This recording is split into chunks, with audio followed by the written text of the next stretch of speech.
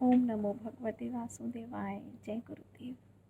गुरुदेव कह रहे हैं कि जीवन संघर्ष है जब तक इसमें ज्ञान नहीं है, और जैसे ही जीवन में ज्ञान आता है जीवन उत्सव बन जाता है।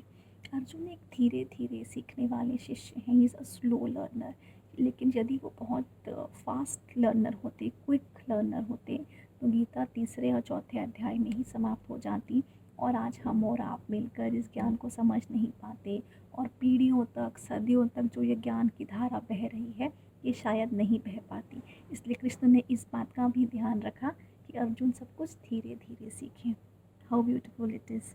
उसके बाद वे बताते हैं, गुरुदेव कह रहे हैं कि देखो कितने लोग साइंस पढ़ते हैं लेकिन एक या दो ही न्यूक्लियर साइंटिस्ट बनते हैं, कुछ लोग ही पीएचडी कर पाते हैं, राइट। ठीक वैसे ही कृष्ण बोलते हैं कि हज़ारों लोग मुझे जानने का प्रयास करते हैं लेकिन उसमें से इक्के दुक्के ही होते हैं जो मुझे जान पाते हैं। वो कह रहे हैं कि मैं शरीर भी हूँ और मैं चेतना भी हूँ। जो बलवान का बल है वो मैं हूँ, जो सौंदर्य में सुंदरता है वो मैं हूँ, फूल की खुशबू में मैं हूँ, तपस्या में मैं हूँ, रस में मैं हूँ, प्रकाश में मैं हूँ, सतो रजो तमो जो तीनों गुण हैं उन सब में मैं ही मैं हूँ। फिर सदियों से शैतान को लेके विवाद रहा है। हम कहते हैं कि गॉड इज़ ओमनी प्रेजेंट, पर यदि गॉड ओमनी प्रेजेंट है तो फिर डेविल कहाँ है? और अगर हम ये कहते हैं कि डेविल एग्जिस्ट करता है, इसका मतलब जो गॉड की ओमनी प्रेजेंस है हम उस पर क्वेश्चन मार्क लगा रहे हैं, राइट। अगर हम ये कह रहे हैं कि शैतान भी है और भगवान भी है, तो इसका मतलब आपसे टक्कर हमेशा आपके बराबर वाला ही लेता है।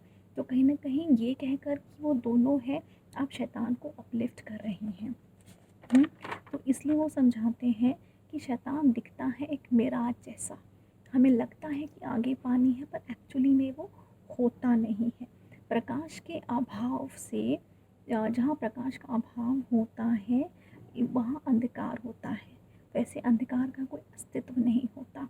ठीक वैसे ही जैसे परछाई होती है, परछाई का अपना कोई वजूद नहीं होता, हमें वो दिखती ज़रूर है पर वो एक्चुअली में उसका कोई एग्जिस्टेंस नहीं होता। दुनिया भर के लोगों को इस प्रश्न का जवाब गीता में ही मिला। परछाई की वजह भी प्रकाश है। तमो तो वैसे कृष्ण कहते हैं कि जो तमो गुण है वो भी मेरी वजह से है, पर मैं उसमें नहीं हूँ।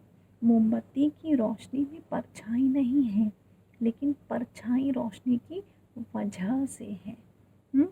कितनी गहरी बात है। उसके बाद वो बोल रहे हैं कि जीवन में अधिकतर लोग सुबह उठते हैं, चाय नाश्ता करते हैं, अपने काम पे निकल जाते हैं, शाम को थके मांदे घर आके सो जाते हैं, और सुबह फिर उनकी वही दिनचर्या शुरू हो जाती है। वे वास्तव में मैं यहाँ क्यों आया हूँ, मेरा जीवन का लक्ष्य क्या है, वो ये जान ही नहीं पाते। सूरज निकला तभी कोहरा आया, तो ठीक वैसे ही जो जो कोहरा है उसकी वजह भी कहीं ना कहीं सूरज ही है, प्रकाश ही है। लेकिन कृष्ण कहते हैं मेरी वजह से तुम ये जो जीवन रूपी कोहरा है, जो सतो तमो रजो गुण है जिसमें लोग उलझ के रह गए हैं, तुम उससे बाहर निकल सकते हो। फिर वो जैसे हम किसी के लिए किसी की डेथ पर कहते हैं कि बेचारा मर गया, लेकिन सच तो ये है कि एक दिन हम सबको भी मरना ही है। और जो मुझे नहीं भजता या जो मेरे अस्तित्व को नहीं समझता वो व्यक्ति मूढ़ है। जो ईश्वर शक्ति को नहीं जानता वो व्यक्ति मूढ़ है। फिर कोई पूछता है कि ध्यान कौन कर सकता है, क्या ध्यान सबके लिए है? तो गुरुदेव कहते हैं बिल्कुल नहीं, ध्यान सबके लिए नहीं है। It is only for intelligent people. भक्त सिर्फ बुद्धिमान ही बन सकते हैं। एक बुद्धिहीन व्यक्ति कभी भक्त नहीं बन सकता। जिसने कुछ पढ़ा नहीं, कुछ जाना नहीं, वो कभी भक्त नहीं बन सकता। राजा और अर्जुन दोनों एक ही में होने चाहिए। कृष्ण कहते हैं ज्ञानी में और मुझ में कोई भेद नहीं है। फिर जो ज्ञानी होता है वो कृष्ण कहते हैं वो मुझे सबसे अधिक प्रिय होता है, क्योंकि कैसे भी हालात हो वो मेरा साथ कभी नहीं छोड़ता, वो सदैव मुझसे प्रेम करता है। जो दुखी व्यक्ति होता है वो अपने दुख को दूर करने के लिए मेरे पास आता है। इसलिए महाभारत के अंत में जो कुंती है वो कृष्ण से कहती है कि हे कृष्ण मुझे दुख दो, क्योंकि जीवन में जब भी मुझे दुख आया है आपने सदैव मेरा साथ दिया है। गुरुदेव कहते हैं जीवन में आशा की जोत लेके चलो, जीवन दृढ़ता के साथ जियो और जीवन में बलवान बनो और स्थिरता के साथ चलो। जय गुरुदेव।